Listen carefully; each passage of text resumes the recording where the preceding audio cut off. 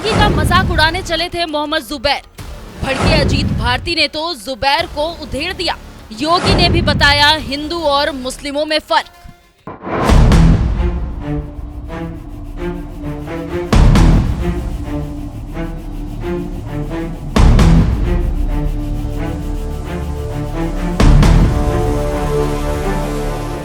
मुख्यमंत्री योगी आदित्यनाथ ने जब से उत्तर प्रदेश की मस्जिदों से लाउड स्पीकर हटाने के साथ ही सड़क पर नमाज पढ़ने पर पूरी तरह से प्रतिबंध लगाया है, यूपी ही नहीं देश में बवाल मचा हुआ है। मोहम्मद जुबैर जैसे मुसलमान तो इस कदर बौखलाए हुए हैं कि हिंदुओं के तीज त्योहारों का बहाना बनाकर सड़क पर नमाज पढ़ने को सही ठहराते हुए योगी के फैसले पर भी सवाल उठाने लगे हैं, जिन्हें पत्रकार अजीत भारती ने भी मुंह तोड़ जवाब देते हुए बता दिया कि सड़कों पर नमाज क्यों नहीं हो सकती और हिंदुओं को सड़क पर त्योहार मनाने की छूट क्यों है।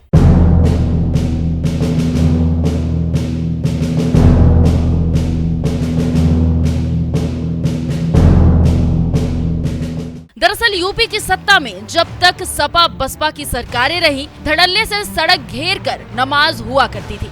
लेकिन जब से योगी यूपी की सत्ता में आए हैं, सड़क पर नमाज पढ़ने पर रोक लगाने के साथ ही मस्जिदों से लाउड स्पीकर भी हटवा दिए गए। कोई दंगा नहीं, कोई कर्फ्यू नहीं, दंगा भी नहीं, कर्फ्यू भी नहीं, और साथ साथ जितने भी बड़े बड़े माइक लगे हुए थे ना ऊपर, वे सब उतार करके रख दिए गए हैं। सड़क पे कोई नमाज नहीं होती है, अब कोई सड़क पे नमाज नहीं होती है। योगी सरकार के आदेश से यूपी ही नहीं पूरे देश में हड़कंप मचा हुआ है, क्योंकि ऐसा पहली बार हो रहा है जब किसी सरकार ने सड़क पर नमाज पढ़ने पर पूरी तरह से प्रतिबंध लगा दिया हो, और जो भी सड़क पर नमाज पढ़ता पाया गया उसके खिलाफ पासपोर्ट जब्ती जैसी सख्त कार्रवाई भी हो रही है।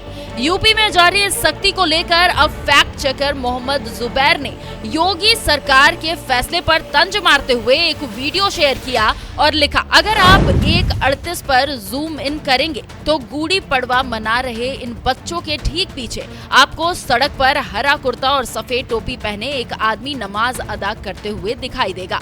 प्लीज उसे रोके।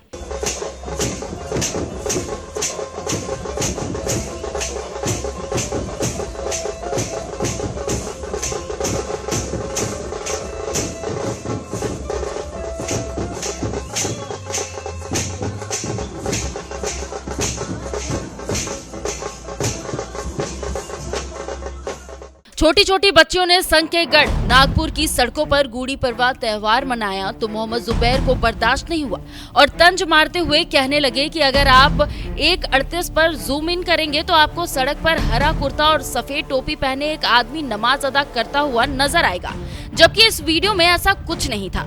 उन्होंने योगी सरकार के फैसले पर तंज मारने के लिए ये बात सोशल मीडिया पर लिखी थी, जिस पर पत्रकार अजीत भारती ने भी मोहम्मद जुबैर को मुंह तोड़ जवाब देते हुए लिखा, देश में हिंदू बहुसंख्यक है और हर पर्व सड़क पर मनेगा, हर सड़क पर डीजे बजेगा, नारे लगेंगे। बहुसंख्यक होने का वही मतलब होता है और क्लिप कटुओं से हमें ज्ञान नहीं लेना है। मुसलमान जहां भी बहुसंख्यक है वहां अल्पसंख्यक त्योहार मनाने के लिए जीवित ही नहीं बचता।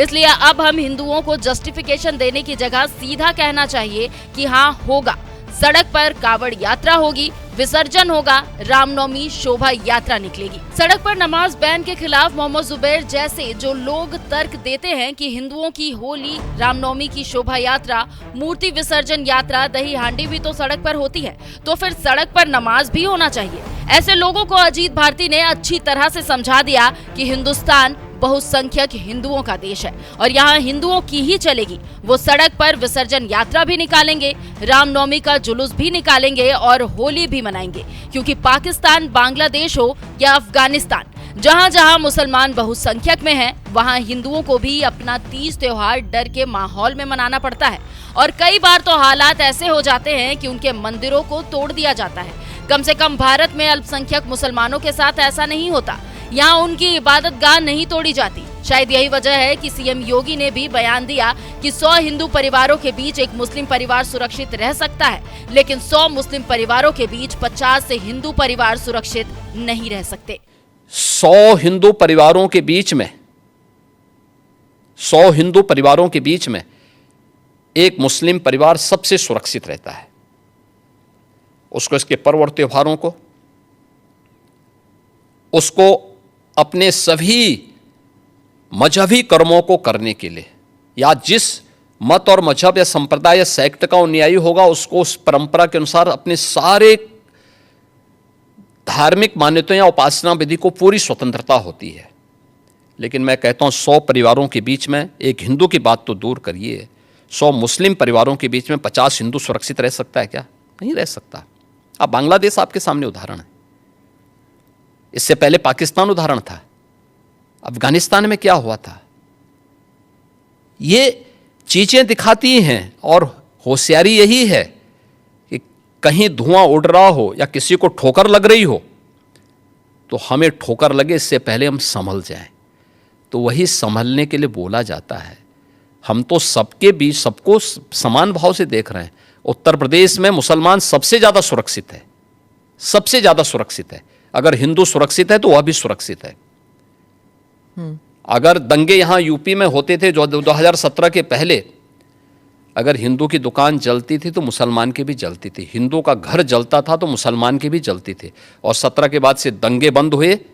अगर हिंदू सुरक्षित है तो मुसलमान भी सुरक्षित है। योगी यूं ही ये बात नहीं कह रहे हैं। उन्हें पड़ोसी मुल्क पाकिस्तान, बांग्लादेश और अफगानिस्तान जैसे मुस्लिम बहुल देशों का उदाहरण भी दिया है, जहां हिंदुओं को या तो मार दिया जाता है या जबरन उनका धर्मांतरण कराकर मुसलमान बना दिया जाता है, जिससे हालात ये हो गए हैं कि इन देशों में लगातार हिंदुओं की आबादी घटती जा रही है। इसलिए योगी ने कहा कि 100 हिंदू परिवारों के बीच एक मुस्लिम परिवार सुरक्षित रह सकता है, लेकिन 100 मुस्लिम परिवारों के बीच 50 हिंदू परिवार सुरक्षित नहीं रह सकता। तो वहीं दूसरी तरफ अजीत भारती ने भी मोहम्मद जुबैर को समझा दिया कि भारत बहुसंख्यक हिंदुओं का देश है और यहाँ सड़कों पर ही हिंदू त्योहार मनाए जाएंगे। योगी और अजीत भारती के इन बयानों पर आपका क्या कहना है? अपनी राय हमें कमेंट कर जरूर बताएं। साथ ही सीएम योगी ने और क्या कुछ कहा है, आइए आपको सुनाते हैं। या जिस मत और मजहब या संप्रदाय या सेक्ट का अनुयायी होगा उसको उस परंपरा के अनुसार अपने सारे धार्मिक मान्यताओं या उपासना विधि को पूरी स्वतंत्रता होती है। लेकिन मैं कहता हूं 100 परिवारों के बीच में, एक हिंदू की बात तो दूर करिए, 100 मुस्लिम परिवारों के बीच में 50 हिंदू सुरक्षित रह सकता है क्या? नहीं रह सकता। अब बांग्लादेश आपके सामने उदाहरण है, इससे पहले पाकिस्तान उदाहरण था, अफगानिस्तान में क्या हुआ था।